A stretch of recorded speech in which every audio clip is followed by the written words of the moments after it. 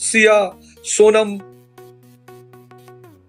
वो जो ड्रम वाली लड़की है, नीले ड्रम वाली, ये सब मानसिक दिवालियापन के शिकार हैं। ये पागल हो चुके हैं, जॉम्बीज हैं, नरभक्षी। और अभी तो आपको 1, 2, 3, 4 घटनाएं सुनाई पड़ रही हैं। जैसे जैसे समय बढ़ेगा और धर्म के रास्ते से लोग भटकते जाएंगे, वैसे वैसे ये विनाश और बढ़ता चला जाएगा।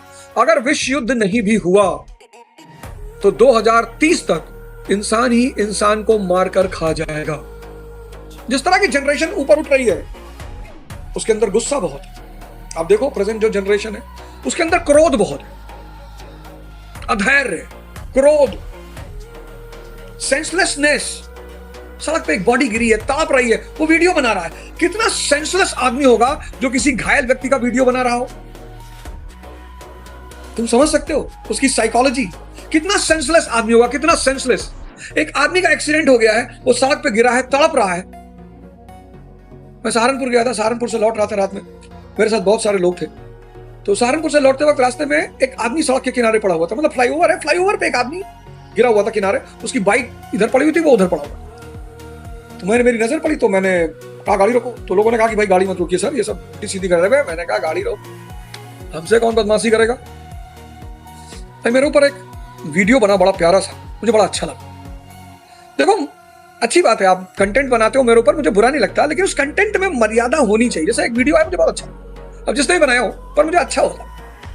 उसने कहा भाई जो गोली खान सर की कोचिंग पे चली थी, अगर वही गोली ओझा सर की कोचिंग पे चलती तो वो बंदा FIR बाद में करता, पहले मिर्जापुर से कट्टा मंगवाता। मित्र मैं तुम्हें बता दूं कि मुझे मिर्जापुर से मंगाने की जरूरत ही नहीं है। मैं तो गांधी जी का पुजारी हूं, अहिंसावादी हूं। मैं जाके सामने वाली कोचिंग पर हाथ जोड़ के खड़ा हो जाता, उसके पैर पे गिर जाता। मित्र अब वो अगर दुर्भाग्य से मन मरा जाता, वो सब प्रभु की लीला होती। मित्र मैं उसमें क्या कर सकता हूं? मैं जानता हूं मित्र, जो तुम कह रहे हो मित्र, मैं जानता हूं मैं राम के युग में नहीं जी रहा हूं। बड़े लोग मुझसे नाराज होते हैं, मास्टर बदमाशी की बात करता है। अबे बदतमीज, आओ गांव में रह के दिखाओ बिना बदमाशी के, अपनी जमीन बचा के दिखाओ बिना बदमाशी के, अपना परिवार बचा के दिखाओ बिना बदमाशी के। तुमको किसने नहीं लूटा? तुमको शक ने आके लूटा, कुषाणों ने आके लूटा, हूणों ने आके लूटा। महमूद गजनी 1008 वह हिंद का युद्ध नागरकोट के मंदिर को लूटता है, थानेश्वर के मंदिर को लूटता है, मथुरा के मंदिर को लूटता है, सोमनाथ के मंदिर को लूटता है। और तुम 25 साल तुमको लूटता रहा, मारता रहा, पीटता रहा, झपड़ियाता रहा। तुम बाबूजी, और तुम आज इतिहास में क्या पढ़ते हो? तुम ये नहीं पढ़ते कि हम बट्टे थे, हम कमजोर थे, इसलिए हम लूटे गए, हमें एक होकर रहना है। नहीं, तुम कहते हो मुसलमान था भाई साहब, भाई साहब मुसलमान था, भाई साहब मुसलमान था, भाई साहब इसलिए लूट रहा था। भाई साहब कोई मुसलमान नहीं था, बदतमीज था, लुटेरा। मुसलमान तो मोहम्मद साहब थे, उमर बिन खत्ताब थे, हजरत अली थे, ये लोग मुसलमान थे। महमूद गजनी कब का मुसलमान हो गया? वो चोर था एक नंबर का, पागल होके मरा गजनी की सड़कों पे। पर हिंदू उसे कैसे देखते हैं? मुसलमान था भैया, कुछ नहीं पता। वह हिंद का युद्ध पूछ लो किसके किसके बीच, तुम में से बहुत सारे लोगों को पता ही नहीं होगा वह हिंद का युद्ध 1008 कहां है। वह हिंद, ईमानदारी से अपने दिल पर हाथ रख के पूछो, तुमको पता था वह हिंद कहां है? जितने लोग मुझे सुन रहे हो उसमें से 90% को पता ही नहीं होगा वह हिंद का युद्ध। तुमको पता ही नहीं होगा वह हिंद का युद्ध किसके किसके बीच हुआ। एक तो महमूद गजनी ही था, लेकिन तुम महमूद गजनी पे इतने बड़े बड़े व्याख्यान करते हो। भाई साहब 17 बार आया और फेल कर गया। तेरे मौसा बता रहे थे, तुम्हारे मौसा बता रहे थे वे कि 17 बार आया और फेल कर गया। 1008 वह हिंद का युद्ध शाही वंश से, और वह हिंद के युद्ध के बाद उसने अपना पहला निशाना बनाया नागरकोट के मंदिर को। फिर आता है वो थानेश्वर, उसकी सबसे बड़ी लूट। फिर आता है मथुरा, उसकी और बड़ी लूट। फिर आता है गुजरात, उसकी सर्वोत्तम लूट। कहते हैं 25 वूट पे सोमनाथ के मंदिर का खजाना गया था। फिर वो मोहम्मद गौरी आया, वो तो यहां आके बैठने की कोशिश में था, खैर वो मर गया, तो उसके बच्चे बैठ गए, दास उसके इल्तुतमिश। फिर तुर्कों का शासन, दिल्ली सल्तनत, इल्तुतमिश, रजिया, बलबन, अलाउद्दीन खिलजी, फिरोज शाह तुगलक, मोहम्मद बिन तुगलक। लेकिन तुम, मुस्लिम का काल था भाई साहब, बहुत मार रहे थे हम लोग को पटक पटक के भाई साहब, और बहुत बदतमीजी किया भाई साहब हम लोग के साथ। हम लोग सहिष्णु लोग हैं भाई साहब, हिंदू लोग हैं, बहुत सहिष्णु है, तो हम लोग के साथ बहुत बदतमीजी किया। और खैर, इस देश में मुसलमान आके भी बर्बाद हो गए। बाहर से आए, इस्लाम ने उन्हें भाईचारे का सिद्धांत दिया, यहां आकर मुसलमान भी जातिवादी हो गए। फिर 1398 में तुमको तैमूर ने लूटा, फिर मारा तुमको पटक पटक के गिरा के। फिर बाबर मुगल साम्राज्य की स्थापना हुई। फिर 1526 से 1707 तुम शांति से रहे। फिर औरंगजेब मर गया, फिर मुगल साम्राज्य का भी पतन हो गया। फिर नादिर शाह आया, फिर तुमको बाल पकड़ के दीवार में लड़ा लड़ा के मारा। फिर तुम उसका इतिहास पढ़ते हो, साहब हमारा साहब पीकॉक थ्रोन उठा ले गया था, तुम्हारे फूफा बनाए थे वे? नहीं नहीं भैया, था हमारा एक पीकॉक थ्रोन था भैया, फिर हमारा कोहिनूर डायमंड भी था।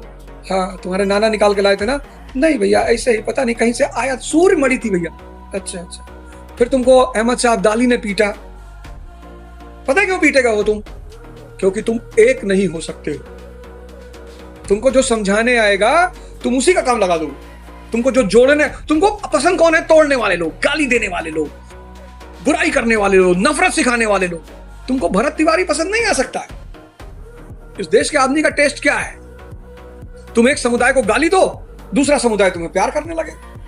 हाँ, बहुत बढ़िया आदमी भैया, जाबाज आदमी, दिलदार कलेजे वाला आदमी है।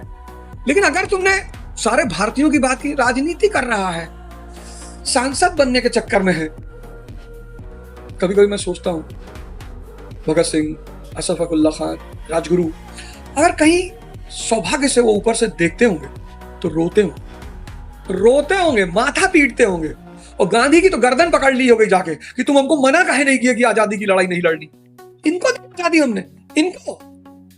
भगत सिंह, अशफाकुल्ला खान, राजगुरु, सुखदेव, चंद्रशेखर आजाद, ये सब जाके गांधी की धोती पकड़ ली होंगे कि तुम काहे हमको नहीं समझाए कि आजादी के लिए नहीं लड़ना है, और तुम काहे बीच बीच में आजादी की बात करते रहे। तुमको किसी ने नहीं माना, तुम ऐसे बटे रहते हो, डिवाइडेड। तुमको अच्छी बातें समझ में नहीं आती। तुमको किसी की बुराई, किसी को नंगा करने में इस देश को इतना मजा आता है। कौन है कोचिंग इंडस्ट्री में जो बेईमानी नहीं कर? फर्जी सिलेक्शन सब छापते हैं। एक कोचिंग है आईएएस की, बाजीराम, उसको छोड़कर किसी का रिजल्ट शायद ही आता हो। और जो आईएएस के लड़के होते हैं ना, वो कहीं प्रीलिम्स पढ़े होते हैं, कहीं मेंस पढ़े होते हैं, कहीं इंटरव्यू पढ़े होते हैं। और इंटरव्यू तो एक ऐसा कोर्स है जो वो 10-10 कोचिंगों में किए होते हैं। तो तुम कोचिंग वाले देखो कैसे लिखा होता है, आईजीपी रैंक 1 फलाना कोचिंग, नीचे लिखा होता है आईजीपी।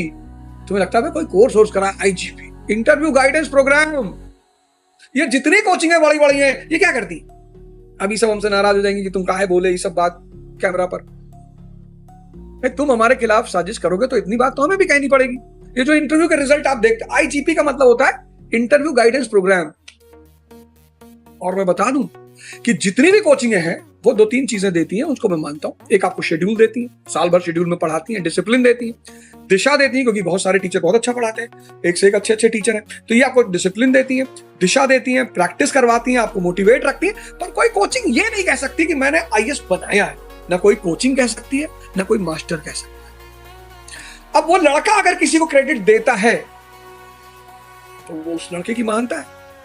एक आदमी को तुम पकड़ लेते हो तो तुम उसके बाद कहते हो पकड़ लिया, देखिए कोचिंग की धांधली, ये देखिए कौन है कोचिंग भारत में जो धांधली नहीं करती है? कौन है? ये माया का सारा धंधा ही बेईमानी का धंधा है।